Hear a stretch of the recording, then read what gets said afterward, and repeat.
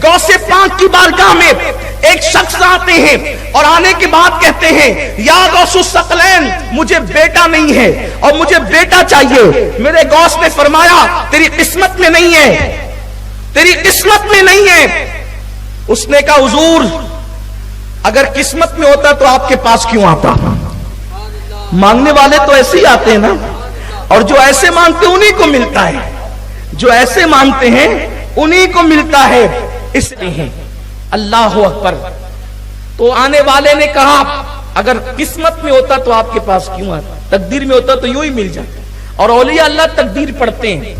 आने वाला कहता है गौसुल आजम दस्तगीर से, सरकार किस्मत में होता तो आपके पास क्यों आता?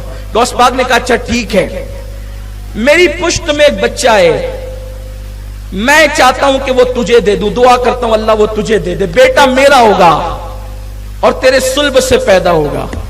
ठीक है, मैंने तुझे दिया, ले जा। दुआ कर दी, अल्लाह जो मेरे हिस्से का इसको दे दे।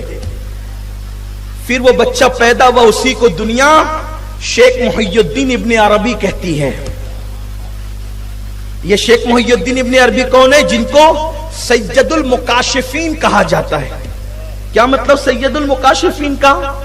ये सैयदुल मुकाशिफीन का मतलब ये है कि जिन लोगों को कश्फ होता था, कश्फ, तो अहले कश्फ के सरदार का नाम है शेख मुहियुद्दीन इब्ने अरबी।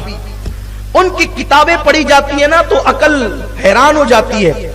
ऐसी ऐसी बातें उन्होंने लिखी है किताबों के अंदर, और वो गैब की खबरें लिखी है, उन्हीं का हिस्सा है। जो पढ़ना चाहता है वो उसकी तरफ रुजू कर सकता है। तो मेरे प्यारे आका अलैहिस्सलाम के प्यारे दीवान, वो सैयदुल मुकाशिफीन शेख मुहियुद्दीन इब्ने अरबी, यानी गौसुल आजम दस्तगीर की मानवी औलाद, वो फरमाते हैं, अब सुनिए, वो फरमाते हैं कि मैं हज के लिए गया और मैं काबे का तवाफ कर रहा था। कौन? शेख मुहियुद्दीन इब्ने अरबी। ये गौसुल आजम के दौर के हैं। गौसे पाक की बारगाह में इनके वालिद आए थे बेटा मांगने के लिए, गौस पाक की दुआ से पैदा हुए। गौस पाक ने इनको मानवी औलाद कहा।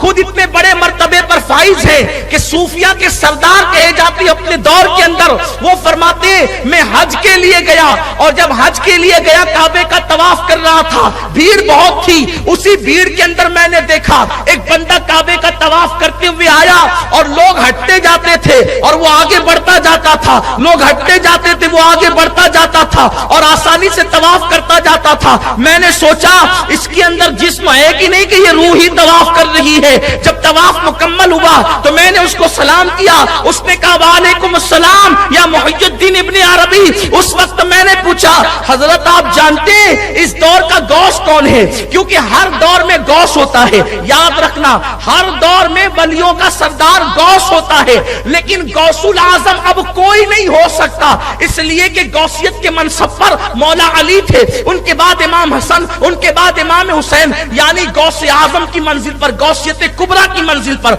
उनके बाद हजरत इमाम हुसैन, उनके बाद इमाम ज़ैनुल आबिदीन, उनके बाद इमाम मोहम्मद बाकर, उनके बाद इमाम मोहम्मद जाफर, उनके बाद इमाम मूसा काजिम, उनके बाद इमाम मूसा काजिम अली रजा, उनके बाद इमाम तकी, इमाम नकी, इमाम हसन अस्करी, और उनके बाद गौसियत कुबरा के मकाम पर सरकार गौसुल आजम दस्तगीर शेख अब्दुल कादिर जिलानी फायज हुए हैं। और अब क़यामत तक इमाम मेहदी की आमद तक के इस मंसब पर हुजूर गौसुल आजम शेख अब्दुल कादिर जिलानी रहेंगे। सुभान अल्लाह। गौसे वक्त तो होता है, लेकिन गौसे आजम यही लोग हैं जिनका जिक्र मैंने किया। अब गौसे आजम कोई नहीं हो सकता, इमाम मेहदी तक, इमाम मेहदी की आमद होगी, वो गौसियत कुबरा के मकाम पे फाइज होंगे। ये सूफिया का नजरिया है, लेकिन गौस कोई होता है जमाने का गौस, और जितने जमाने के गौस होते हैं वो सिर्फ सादात में होते हैं, हुजूर की औलाद में होते हैं। बहुत सारे लोगों का नजरिया यही है कि जो गौस होता है वो खानदान रसूल में सिर्फ होता है। बाज लोगों ने इसके अलावा भी तहकीक की है, मैं किसी की तहकीक का मुनकिर नहीं, लेकिन बात जो कह रहा हूं अपने ज़ौक़ की वो ये है। तो उस वक्त शेख मुहियुद्दीन इब्ने अरबी ने जो काबे का तवाफ जल्दी जल्दी कर रहा था और लोग हटते जाते थे, उनसे पूछा, हजरत गौस कौन इस जमाने का मालूम है आपको? तो उसने कहा कि हाँ मालूम है। फरमाया, इस जमाने का गौस मैं हूं। वो जो जल्दी जल्दी तवाफ कर रहे थे ना, शेख मुहियुद्दीन इब्ने अरबी के पूछने में कहा, इस वक्त का गौस मैं हूं और मेरे बाद जो गौस होगा वो जलालुद्दीन होगा। शेख मुहियुद्दीन इब्ने अरबी से कहा, अभी तो मैं गौस हूं, میرے بعد جو غوث ہوگا وہ جلال الدین ہوگا، اور اس کے بعد جو غوث آئے گا وہ سید محمد اشرف جہانگیر ہوگا۔